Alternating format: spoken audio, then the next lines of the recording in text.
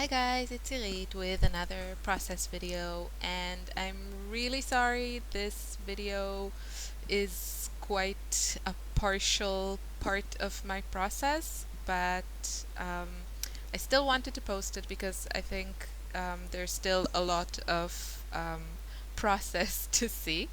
So I'll just start with it. I slowed it down a little bit than the usual.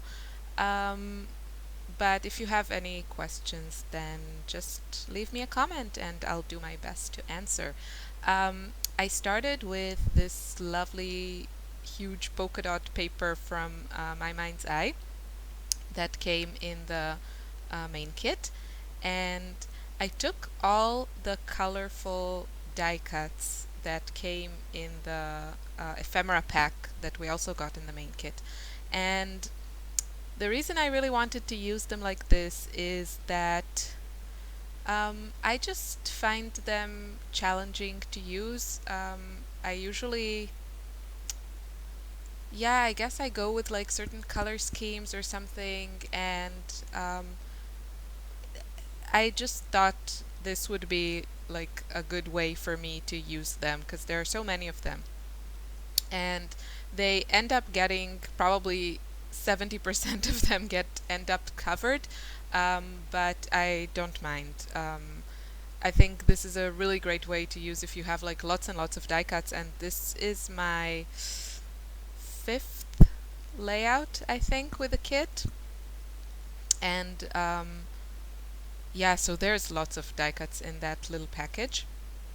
And you'll see in the close-up photos another way to use some of them, but like regretfully there's like no process for that, so I'm sorry about that.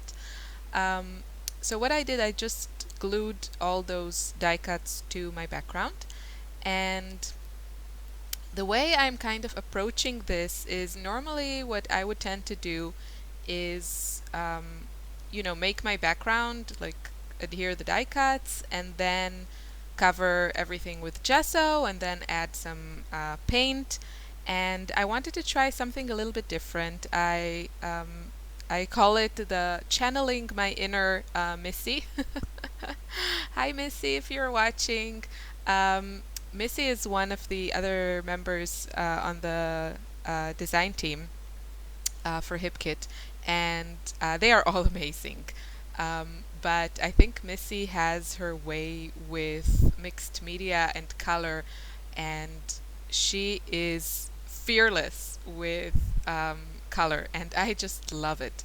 Um, and I think in her layouts, kind of from what I saw, one of the things I really like about them is that it seems to me like the mixed media, like the gesso and all the watercolors and gelatos and everything, is really concentrated around her main element, around the photo cluster, um, and not just everywhere on the page. So I really wanted to try it that way, and I think the result is very bold. I think Missy would be proud of me. Um, but yeah, I like it. It was something a bit different for me. Probably because if I would have done this, you know, on my own without Missy, I probably would have gone for like white cardstock or like a very light background. But she made this gorgeous, gorgeous layout that was on the HipKit Club blog, and she used, I think, 3 pattern papers for her background, and it just looks amazing. So one of them was this polka dot paper, and yeah, I decided I was going to use it. And yeah, I just went bold. I also end up matting the layout on the Heidi Swap pattern paper that is just like this bright lime. So um, yeah, I was just playing around. It was really fun.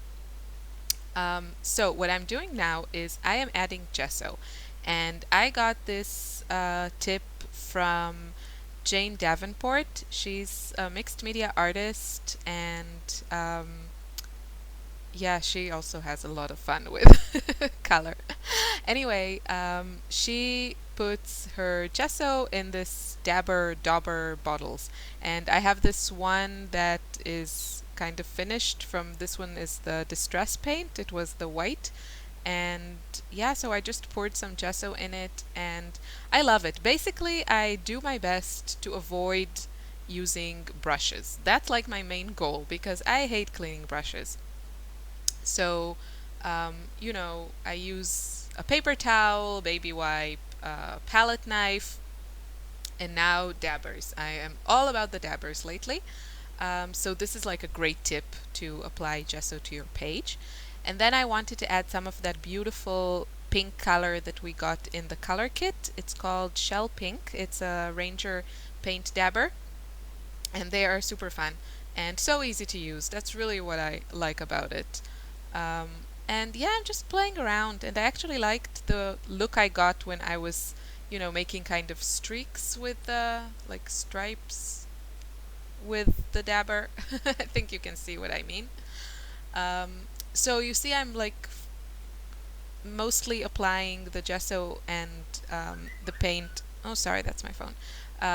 Around where I know my photo is going to be. And I added some layers behind my photo with um, some of the 6x6 papers that came in the embellishment add-on, and I also ripped them a little bit like Missy would do. And I really like how that looks, and when you add some color to it, the ripped lines, they take the color like really nicely, like more, yeah, it just looks good. And yeah, that's also what I made I applied some gesso behind the photo in an area that I knew would be behind the photo because I thought that would be a good testing area so I can see how the colors look, on my pattern papers and not on just a white piece of paper. So I'm adding some of the Dilutions spray, the Calypso Teal, I think it's called. Sorry, everything is so crooked. I must have moved my camera and not noticed, and didn't notice. So yeah, I couldn't find packaging, so I grabbed one of this. Well, it's also packaging, but one of these like firm um, packaging type, and it worked okay. Though, like just a piece of nylon is better. Yeah, there I found one. And I'm just adding some color. I started with a turquoise, and then I added some gelatos, and then I added some pink, and um, yeah, it was just having fun and playing with some mixed media. And what do I want to say? Oh, there's my photo. It's a really cute photo of my daughter and me in the snow. Um, and yeah, I thought it would be nice. The photo has just, my coat is black, her suit is pink, and then there's the white snow. So I thought it would be fun to make it like a really, really colorful layout.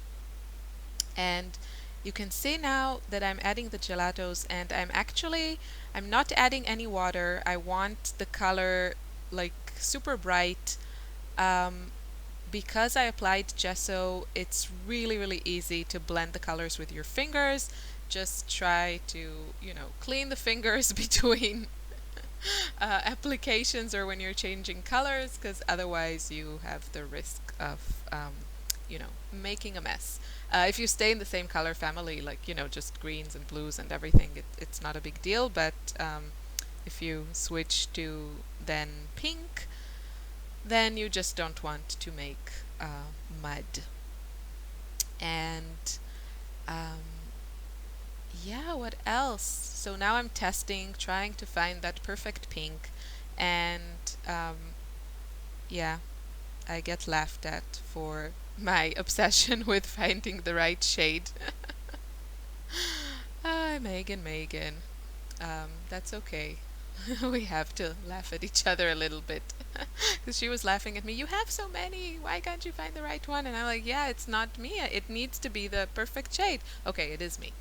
So, anyway, yeah, then I decided, I thought about like, should I stay just with yellows and like that teal, or should I also add pink?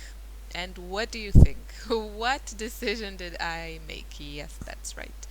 Um, yeah, I had to go all out and, you know, pink. You know, I love pink. So, yeah, so this looks like a huge, huge mess at this point, I think. But it's coming together, and really, really, most of this mess gets covered. And what you see is like a little bit edges of those beautiful bright colors, and everything behind a bit muted because of the gesso. So, yeah, all I can say is go check out Missy's blog. I'm going to link to it in the description box because if you want to see someone play with color, I mean, she does it amazingly. And soon, oh, so there's my finished layout. You see, I didn't record all the other parts. I'm sorry about that. Um, I added, I made like these little layered cards. I used the Heidi Swap um, cut apart sheet and then some of the die cuts, and I made this ahead without, before I started this, like this card right now that you see. Um, and then it's really easy to add them to your page, and you have already these layered, lovely pieces. So that's it. Yeah, sorry it wasn't complete.